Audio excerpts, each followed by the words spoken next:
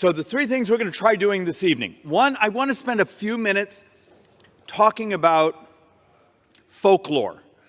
The things we get as members of Congress, and this is both for the folks on the left and the right, you know, the comments we get, things people believe, and I want to walk through a little bit of that.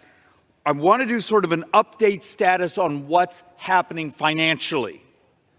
And then I'm going to broach a subject that's really uncomfortable, and that's going to be talking about sort of the future.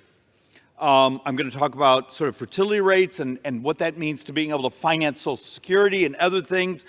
And for anyone that does not like math, please just go watch something on Netflix right now. A couple weeks ago, I did a whole presentation on the work we've done on what it takes financially to save Social Security.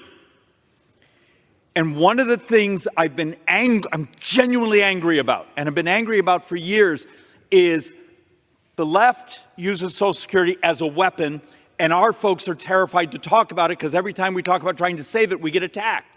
And then my brothers and sisters on the left will say, well, just raise the cap. And we showed the math. We had two PhD economists spend months working out the math, and raising the caps doesn't get you anywhere close to stabilizing it. And the immorality of this place being willing to double senior poverty in 9 years. You do understand, even if you raise the caps, I showed math that you were still having about a $400 billion shortfall in the first year. And if you did all the taxes, you might got that down to $250, $300 billion shortfall. Today's math says the average couple in 2034 will take a $17,400 cut. We will double senior poverty. Is that a Republican or Democrat perversity? I'll just argue it's a moral one. Why can't we actually work on the math?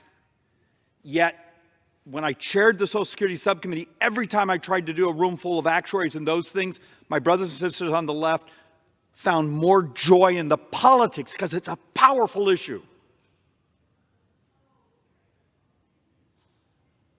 And absolutely immoral what we're doing. There's this concept of a black swan. That's something that sneaks up on you and blows you up. There's this concept of a white swan. You see it coming, and you don't do anything. We have the actuary reports in front of us. I know this is a math-free zone, so one of the first things I want to walk through is a concept of, when I did the speech a couple weeks ago, it's had a couple 100,000 views on YouTube. God bless, yay. And then you read through the comments, and those of us in Congress know about half of our comments are bots. A lot of them are Russian bots, which is hysterical. But you read through some of them, they stole my Social Security money. Okay, let's do a math and sort of walk through, because this is really important to understand. The Social Security Trust Fund built up, particularly when the baby boomers, because there was a population bubble that actually built up those tax receipts, had $3-4 trillion in it. Now that's rolled over. No one stole the money. What happened was, you don't just let the cash sit there. So the cash was actually loaned to the Treasury, and the Treasury gives a T-bill, a type of Treasury bond. Just like if you walked into your bank and said, I want a U.S. T-bill. Same thing. And twice a year, the Treasury pays interest. The problem right now, when you hear many of us get behind these microphones and talk about the Social Security Trust Fund getting emptied, is the amount of tax receipts that come in your FICA tax every month don't cover all the checks that are going out. So every month they have to take a little bit of one of their T-bills, their Treasury bills, and hand it to the Treasury and say, we need some cash. We need some cash. Give us some cash so we can make this month's Social Security payments. But every time they do that, they use up a little bit of that savings account. And that's that savings account, the trust fund, that is emptied in 2033 or 2034. The Social Security Trust Fund, just like the Transportation Trust Fund, just like the Airline Trust Fund, all the trust funds that are borrowed from, they're paid interest. I'm going to get this wrong, but I think actually last month, because Treasury pays interest twice a year to the Social Security Trust Fund. I think last month may have been 30 billion, 40 billion. The mean interest rate is right. It's right about market. So for everyone, if you say, they stole my money, it's there. The average couple, the average will get about a $70,000, $72,000 spiff. So the money they pay into Social Security over their lifetime, the average will get about $72,000. Now understand, that's a crap rate of return. If you had been able, 20 years ago when it was being discussed, been able to take a little sliver of that money and put it in the market, you would have had a ginormous, I love that word, larger rate of return. Politics of that became toxic. There were lots of campaigns saying, you're trying to privatize. Okay, that world is gone. It's Medicare that actually has the huge problem of, for every dollar you put in, you get almost $5 back. Social Security, you get pretty much the money you put in, crappy rate of return, but you get that back. That's the first folklore I wanted to go over. Number two, you saw in the comments, why aren't there people there? If this room was full as I'm giving this presentation, we got a problem. Because when you're sitting in this room, this is for voting. This is for debating. This is not necessarily where you do your work. You do your work in your meetings and your subcommittees and your primary committees. So when you see the room empty, this is how it's supposed to be. Now, when you have someone behind them, idiot like me behind one of these mics, you're probably on 1,000 televisions.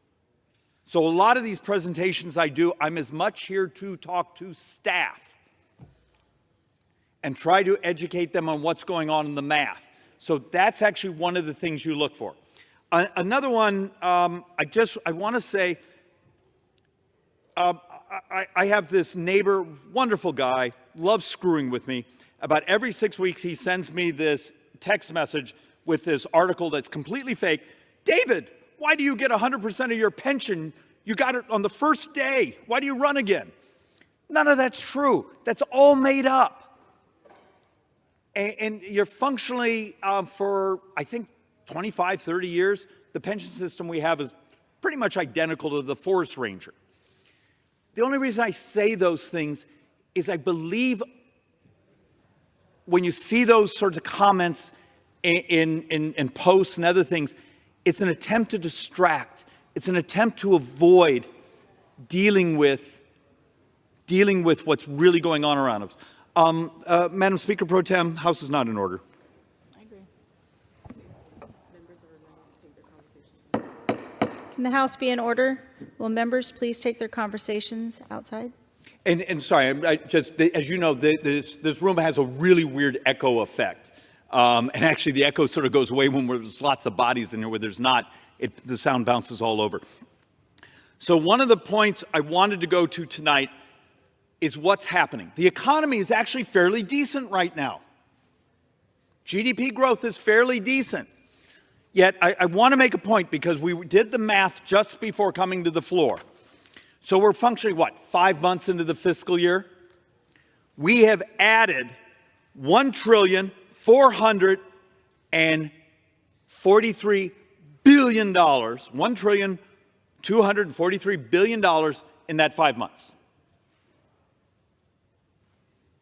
My current math is right now about every 123, 25 days at the current borrowing per day, we're adding another $1 trillion. This is in a time where the economy is pretty good. That means if my average since functionally October 1st is right now we're borrowing about $7.9 billion every day. Got to understand what that ultimately means to us because it's actually been accelerating. I think on Friday we set our all-time record. I think we were up to borrowing like $95,000 a second.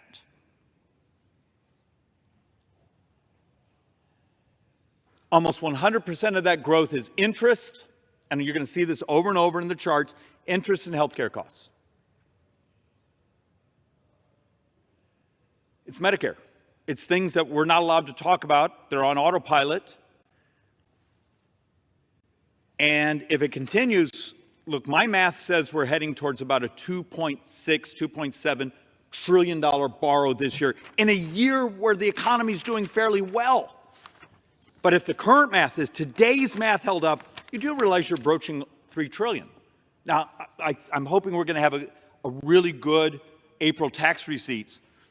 But that means right now, if you take where we're at and average it from the first day of this fiscal year for the 5 months, we're right now, our math is 2.9 trillion for this year. Borrow. That is substantially higher than CBO predicted 6 weeks ago. And that's right off the Treasury's website. So let's actually walk through reality and try to understand.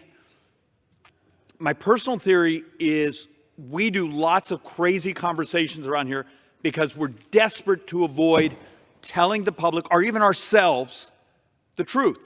Every single dollar you and I, as members of Congress, vote on is borrowed. Every single dollar we vote on is borrowed. And the way we're going this year, every single dollar we vote on is borrowed, plus 8, 9, maybe $1 trillion of Medicare will be borrowed. And we don't get to vote on that. That's on autopilot. So my point is trying to understand how much. Now, this number is no longer about 73%. We think it's actually approaching 75% will be on mandatory because of the growth of interest. Let me hand that to you. So we made this board a couple days ago, and then it popped. So it wasn't $93,000, it was almost $95,000 a second.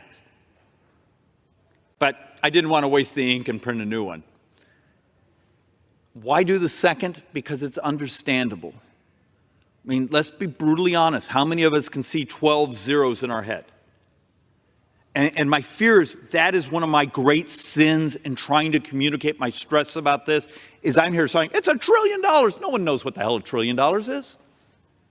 It's 12 zeros. But when every second we borrow more, substantially more than the average wage of Americans, maybe that hits home. So let's actually sort of walk through what's going on, and then my sarcasm here is going to be my anger at myself, my brothers and sisters here, particularly on the left, but also on the right.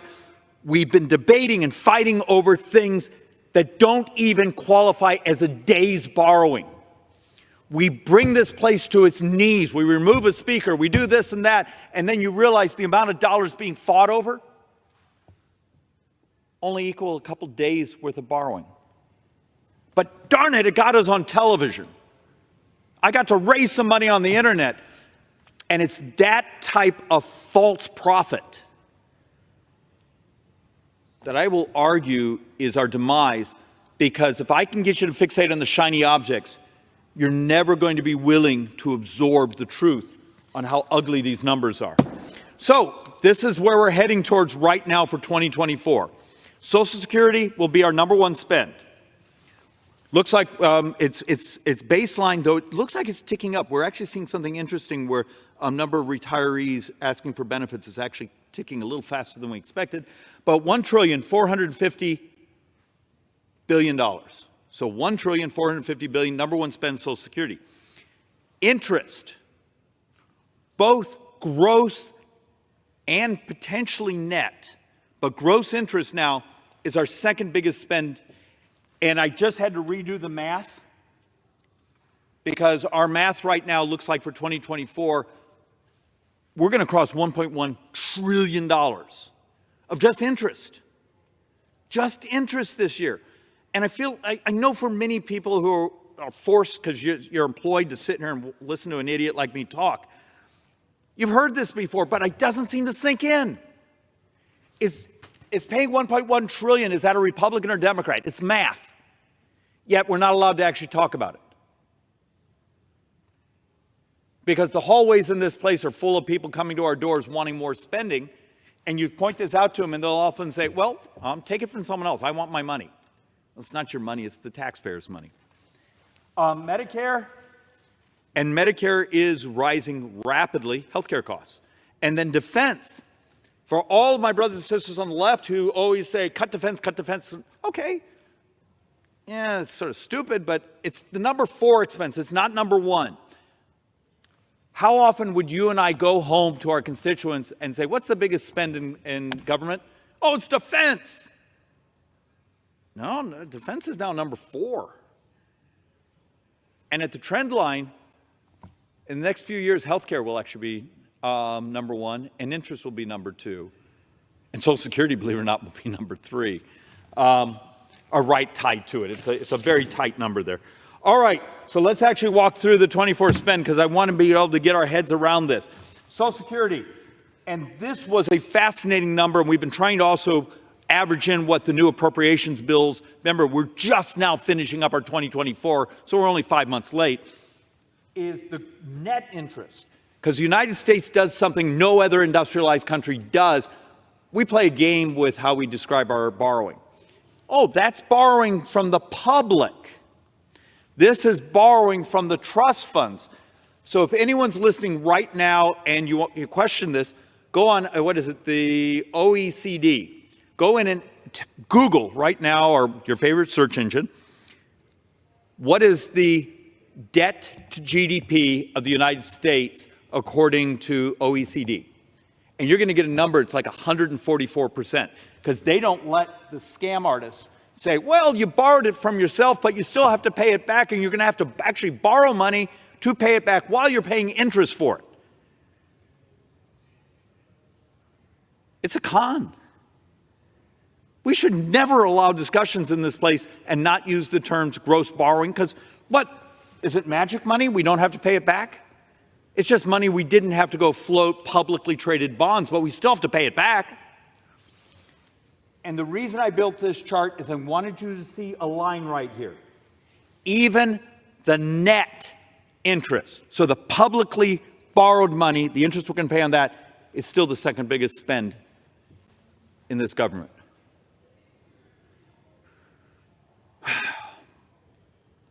And I'll say it, and it'll probably just land on deaf ears. So, let's actually walk through something that's really uncomfortable, and it's going to tie in. So one of my fixations is, how do you stabilize borrowing so that borrowing equals what our economic growth is? I'm going to show you some charts here later, and this is for the people that actually care about economics. Here's the growth of the country, and here's the debt of the country. If you could ever bring the GDP growth and the debt in line, you've created stability. But we have some crazy headwinds. There's also some crazy opportunities happening on us. There are good things happening out there. Will Congress be the barrier or the adoption of them? Because right now we are the problem. Because we're scared of our own shadows. So if I came to you right now and said, let's come up with a way to stabilize Social Security. Let's stabilize Medicare. It's moral. It's our moral obligation. We made a social contract in this society. Okay? We got a problem. And it's all something almost no one here ever talks about. We're not having children. United States fertility rates have collapsed. This number's wrong. It's our latest number for last year is not 1.64, it's 1.63. France has a higher fertility rate than the United States. Even when you adjust for their immigration population, they still have a dramatically higher fertility. Most of Western Europe looks like us, and we're worse than a whole bunch of the world. How do you and I set public policy so 25 years from now? Remember, Social Security is substantially a pay-as-you-go system. Today's workers are functionally paying for today's retirees. The trust fund was the shock absorber. Trust fund is disappearing. But my future generation of workers is going to be smaller. And you're already seeing this in school districts all over America, where the number of students they have are shrinking. Are we willing to have the really interesting discussion of, okay, are there things we could do economically to make it so family formation, so there's more children? There's things we could do to help, but almost every country it's tried has not been able to change fertility rates. I think in Hungary, I think I saw something that, you know, third child, they buy you a house, fourth child, you get some sort of like prize, and it's barely ticked up their fertility rates. It's a really difficult question, happening all over the industrialized world. So if you can't really change it, do you actually build public policy to deal with it? Do you accept the fact that we're going to have a lot more automation? It means capital investment. Are we going to have to find ways to safely adopt artificial intelligence into society so the labor force is maximized in its value and what they earn and productivity? Those are policies we need to work on. You've seen the intellectual capital of the conversations we have on the floor here. How many of them are ready to actually have the reality of, hey, we need to set policy? Is this Republican or Democrat? It's demographics. It's life. And I'm going to bounce through the next two boards because there's a punchline here we need to absorb. This is a little uncomfortable, but this was deaths that are projected to exceed births. And the new math in 15 years, you got to understand what a big deal this is. I came behind this microphone a couple years ago, and I got some real crap that was sent to my office. And I think at that time I was saying, hey, in 21, 22 years, we're going to have more deaths than births in this country. And then it became 18 years. And then it became 17 years. The new math now is 15 years. In 15 years, the United States will have more deaths than births. The blip you see here is the pandemic. But if you actually look at the line, you can sort of understand, and here's our crossing. Somewhere before, a little before 2040, which is 15 years, we have more deaths than births. Now try to stabilize long-term benefits. There's ways to do it. This Congress right now is mathematically incapable of owning a calculator. But there's ways to do it. Well, we can't even put together a debt and deficit commission to have an honest conversation of what's happening in our society demographically, borrowing-wise, interest rate-wise, because maybe it'll affect the next election. Does anyone actually care about their own pensions, let alone their kids and their grandkids? Because we lie. There's not magic money out there. If this inflation cycle didn't prove, those that believed in modern monetary policy, ta-da, you got 30 months, 36 months of high inflation. If that isn't the ultimate proof that the magic money theory didn't work. And here's the punchline. Social Security actuaries is the green line. They actually had fertility rates going up.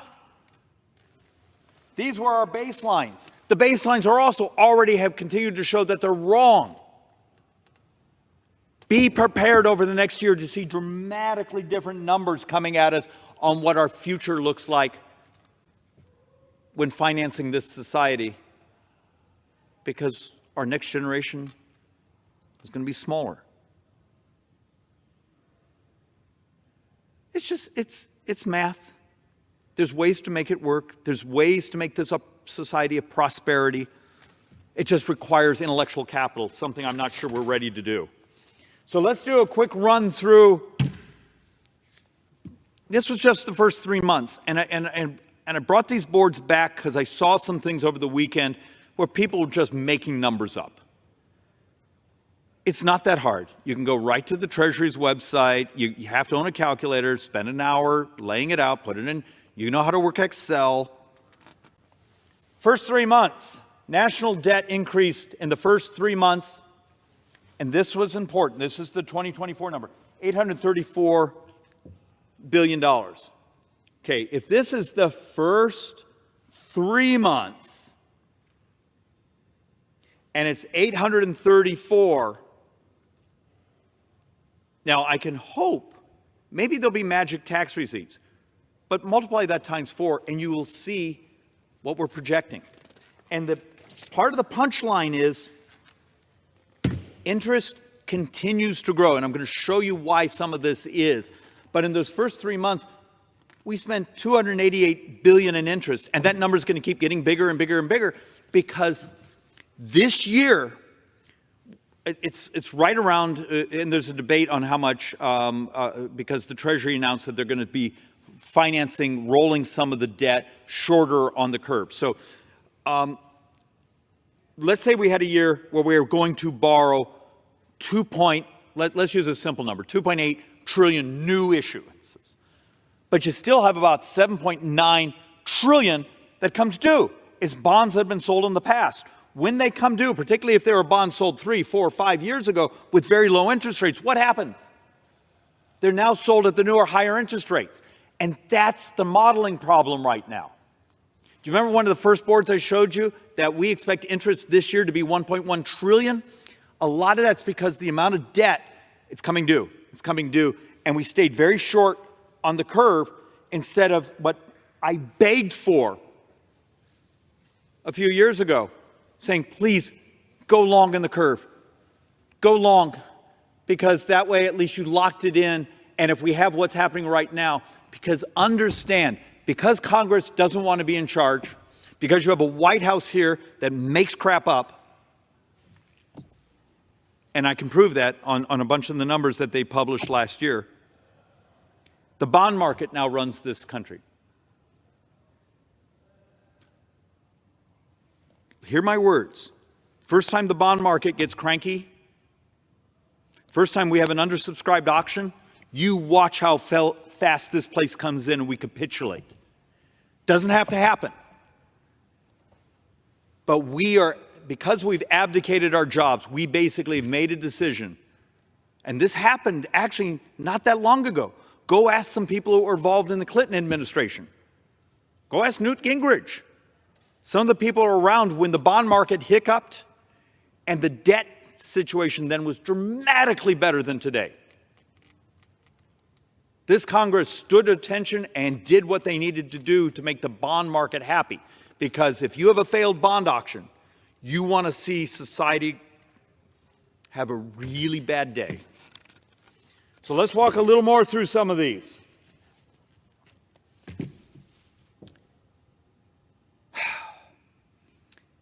Okay. Total interest costs continue to rise very quickly. And look, I'm just trying to make a point here. First 4 months. If this was 2021, we spent $159 billion in interest. This year, our first 4 months, 357. Remember my point I was trying to make? Interest and healthcare costs. So we're going to knife each other here over discretionary. And understand, I have some things I would do in discretionary, and I'm going to talk about it, and I promise you it will be a television ad attacking me, but it's honest. But we don't control this. The thing we can do is if we convince the bond markets we're taking the debt seriously, maybe the interest rates to buy our debt get more efficient, get lower. But the only way the bond market gives us that spiff is because we do our work. And we've proven over and over we're incapable of doing our work. So, this was my calculation as of a week and a half ago, and now it's gone up again. But we were basically trying to say, my frustration was last September, we were projecting, hey, interest is only going to be $709 billion. And then when we got a little beyond that from October to January, we borrowed $357, and then you start to annualize that, and that's how you're getting closer. Now that's actually going up from that. I'm just trying to make a point. CBO, OMB, a lot of the people around us, they're good people, they're projections. Something's gone horribly wrong in our math and our modeling. We keep being really off the mark. These are dangerous. You know, if you're on the left and you care about social welfare policy and the ability to afford that, if you're on the left and or right and your fixation is economic prosperity and opportunity, we're going to crush both sides. And it's right in front of us. And we do almost nothing to tell the truth about it. I brought some boards about interest rates. I don't know if anyone really cares, but when you start to understand that the differences out there, marketable, unmarketable is payments to trust funds and other things. Marketable is you have a bond, you could sell it tomorrow. You have those. Interest rates on outstanding debt. And remember, much of this debt had been sold down here in the trough around 1.5 or so was the mean yields. Now it's coming in at well over 3. Okay, you go, huh? Just understand that difference is you just doubled your interest costs. All right, let's go into something that's uncomfortable. One of the first boards I showed that every dime a member of Congress votes on is borrowed. Okay? So, and I haven't vetted this. It was actually, I think, in a New York Times article, so God knows that that's accurate, that the budget bills that will be coming to us in the next couple of weeks will have around 7,000 plus earmarks in them. Now, the earmarks are only a tiny, tiny fraction of the spending. Okay? Accept what it is. A really uncomfortable question. Is it actually moral? Is it good economics to borrow money, because that's what we do. Everything we're going to vote on here is we're borrowing. To borrow money, and many of these are things I like. But is it appropriate to borrow money here and send it to entities that actually have their own taxing authority? Gets better. Turns out we spent a little time looking at municipal bond debt earlier today. Do you know cities, states, counties, particularly the highest rated ones, those with like AAAs, and you have to do the tax adjustment because muni bonds have certain tax benefits. Many of them actually have lower interest rates than the United States sovereign debt. So a well-run city with a really good credit rating actually gets float bonds at lower interest rates than we do. That should tell you something. Is it rational and moral that we borrow money and send it to entities that have both their own taxing and borrowing authority? And many of those entities actually can borrow money at equal to or better than what we're paying over here. Of non-defense discretionary, about 40% of the money in that non-defense discretionary is actually money we're sending to entities that have their own taxing and borrowing authority. Now, we would all probably get unelected the next day because people would lose their mind saying, we thought that was free money. It's free money, except we're borrowing it and paying interest on it. Those are the types of things. Are we capable of having an honest discussion about it? Of course not. But we could try. Here, can I hand you that? All right. A couple more here, and then I'm going to go back to the office and have more coffee.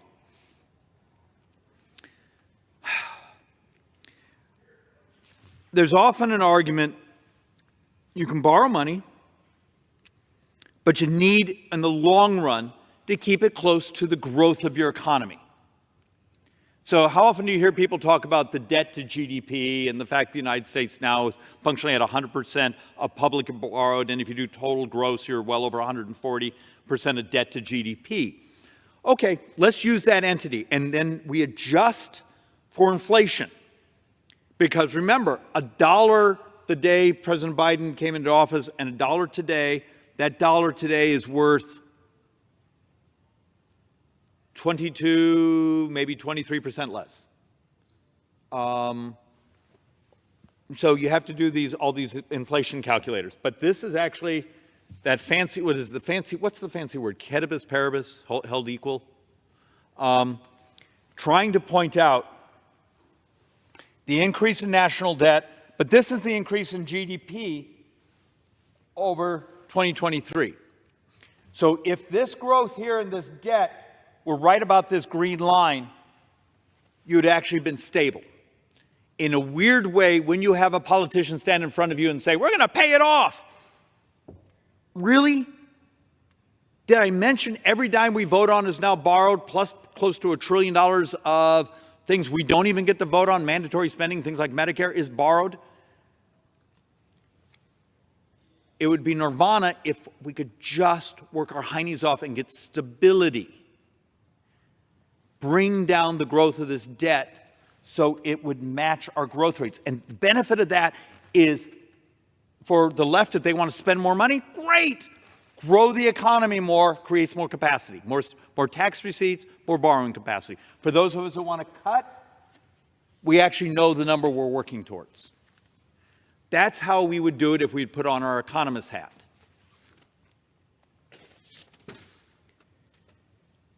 Same concept, just a little bit differently done. Increase in national debt outpaced growth in the economy by more than $1 trillion over the past year. And that's what that bond market's going to be looking at. It's that debt to GDP, and when does it hit stress? When does a spike in interest rates? When does a recession? When does a pandemic? When does a war make it so your likelihood to be paid back your interest and your principal? And understand, when the United States actually has, and dear God, please don't let it ever happen, that moment of stress, that failed auction, we put the entire world into a depression. The entire world, let alone your pension, let alone my kids' future, depends on us getting our act together here. So the last chart, and this one is a little difficult because there's some anomalies in the numbers, but we didn't have time to fix it.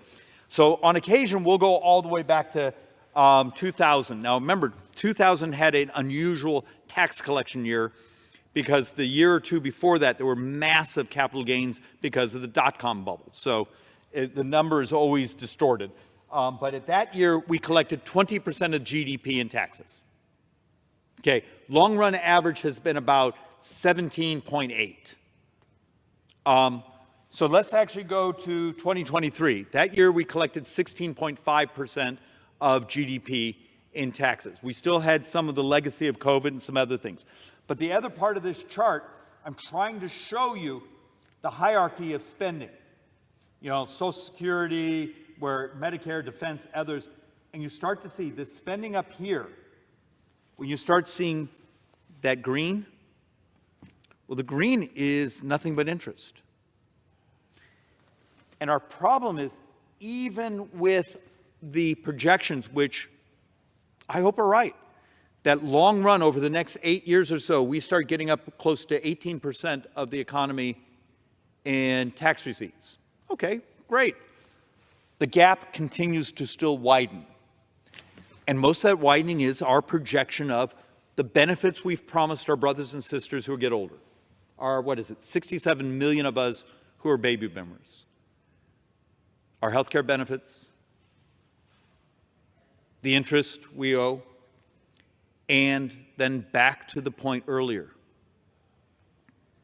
What do these numbers look like in 2033, 2034, when the Social Security Trust Fund is empty?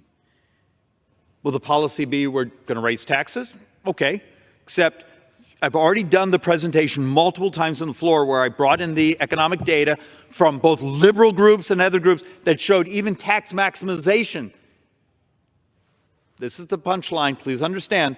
The tax maximization, when you do the economic effects, you get about 1.5 points of GDP. So you take people $400,000 and tax maximize everything for them. Tax maximize their income tax, their capital gains tax, their estate tax. You just do it all. You get about 1.5 points of GDP. Yay! And then over here, for those of us who want to cut things, you take everything that's been discussed in discretionary, the debate we've had in this place for the last several months, and it's a fraction of a percent. It's not even a rounding error. So you'd have to change programs, change spending, adopt technology, make people healthier. Understand, the single biggest thing you could do to bring down borrowing over the next decade, take on things like diabetes. 33% of all healthcare spending. And it would be moral, and is that Republican or Democrat? It's just the right thing to do. How many brilliant discussions have you seen behind these microphones of saying we're actually looking for real solutions? No, we're too busy knifing each other. So for those of us, I can find about 1.5 point of GDP to cut. Okay, so I got 1.5 over here. Let's say it's 1.5 over here and this end. This year so far, we're borrowing 9.6% of the entire economy. 9.6 of all GDP. And all the solutions are a fraction of that. Yet the left's going to come behind the microphone and say, we don't tax rich people enough. And the right's going to come in saying, it's foreign aid and spending. Well, foreign aid equals like 7, 8 days, maybe 9 days of borrowing. Every dime of it. Why can't we just tell the truth? Madam Speaker Pro Tem, every dime of borrowing from today through the next 30 years is demographics. And maybe telling the truth gets me unelected, but damn it, it's worth telling the truth. It's demographics. It's interest on what's been borrowed and what's to be borrowed. It's health care, particularly Medicare. And if 8, 9 years from now when the Social Security Trust Fund is emptied, and remember, the math is the very first year the shortfall is $616 billion. How do we backfill that? If you try to backfill it through taxes, fine. You got to accept the economic effects of how much you just slowed down the economy and how you slowed down other tax receipts. Do you do it through borrowing? Well, then it explodes. And that's how you see some projections that 30 years from now, U.S. sovereign debt will be $130 trillion. And between now and then, how many people around the world, how many people in this country are going to be willing to buy our debt?